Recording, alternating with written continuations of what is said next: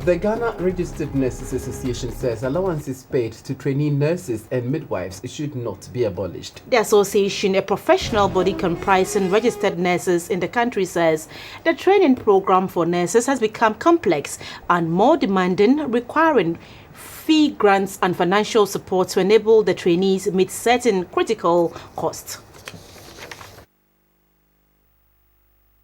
The press briefing organized by the Ghana Registered Nurses was intended to bring to the fore issues concerning the condition of service of nurses in the country and the suspension of allowances and differences in the single spine salary structure.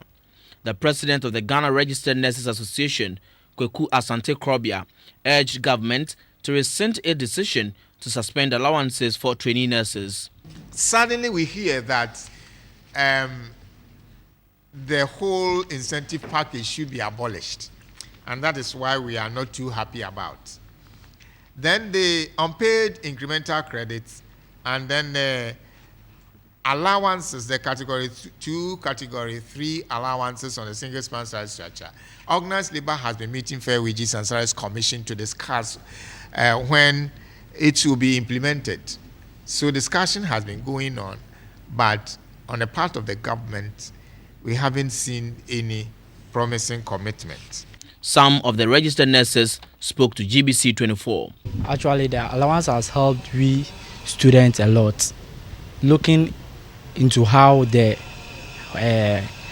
nursing setting is, you go to school for 5 months, you vacate, go over 6 weeks period of practicum, and within that 6 weeks, you are to provide for yourself, your transportation, your feeding, whatever. Hospitals even demand for gloves and fees for working in their facilities. If students are posted to faraway places like villages, maybe from Kumasi to Yendi, it is these same clinical fees, it is these same allowances that we use to take buses or convey ourselves from our various homes to these places. It is upon these same allowances that we go to rent rooms or hire rooms to feed ourselves, whatever thing that we do, it is upon these same allowances that we use to cater for ourselves.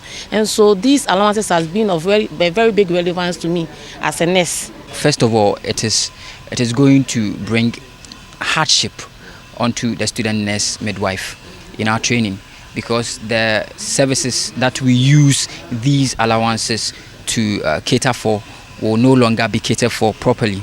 As we go on the clinical site, on our wards, we are exposed to the risks that the professional is exposed to. I work on the tuberculosis patients, so as the professional. So the same risk that the professional is exposed to, with the students, when we go for clinicals, we are exposed to the same risks.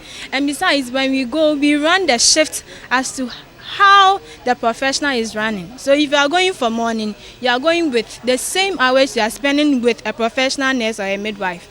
In the face of the challenges, the president of the association urged all nurses to remain resolute and committed in the discharge of their duties.